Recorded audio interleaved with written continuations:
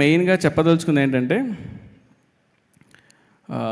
ఈ cinema start అయినప్పుడు first అంటే త్రివిక్రమ్ గారు దగ్గర నుంచి కాల్ వచ్చి ఇలా సినిమా చేద్దాం అనుకున్నప్పుడు దానయ్య గారిని కలవడం జరిగింది.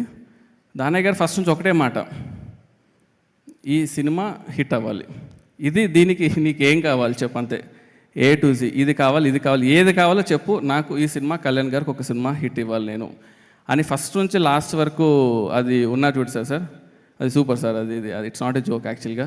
Thanks a lot sir. అండ్ ఆ తర్వాత యాడ్ అయిన వ్యక్తుల్లో నెక్స్ట్ మన తమనన్న గురించి ఎంత చెప్పినా తక్కువే, ఒక పర్సనల్ ఇంటర్వ్యూ పెట్టి చెప్పాలి. బట్ ఎందుకంటే ఈ జర్నీలో టెక్నీషియన్స్ అనేది ఎంత ఇంపార్టెంట్ అంటే వెరీ వెరీ వెరీ ఇంపార్టెంట్. అంటే మనం ఎప్పుడు సినిమా రిలీజ్ అయిన తర్వాత హై ఉంటుంది, కానీ సినిమా రిలీజ్ అయ్యే ముందు అన్ని లోలే ఉంటాయి యాక్చువల్గా, ఎక్కడ హై ఉండదు. ఆ లోలన్నీ దాటుకొని సినిమా రిలీజ్ అయినప్పుడు అది హిట్ అవుతే మాత్రమే ఒక హై ఉంటుంది. సో మనతో ఎప్పుడు ఒక లోలో ఉన్నప్పుడు మనతో జర్నీ చేసే వాళ్ళే మన టెక్నీషియన్స్. సో తమనన్న నేను ఎంత చెప్పినా కూడా తక్కువ, ఎందుకంటే he's been always supporting pillar నాకు. దాని తర్వాత యాడ్ అయిన వాళ్ళు మన రవికే సార్ ఫస్ట్ ఒకటే మాట ఉన్నారు, సరే నేను కెమెరా పెడతాను, ఆన్ చేస్తాను, షూట్ చేస్తాను, అంతా ఓకే, ఫస్ట్ స్టోరీ ఏంటి, అసలు ఆ స్టోరీ కూడా ఎలా ఉండిందంటే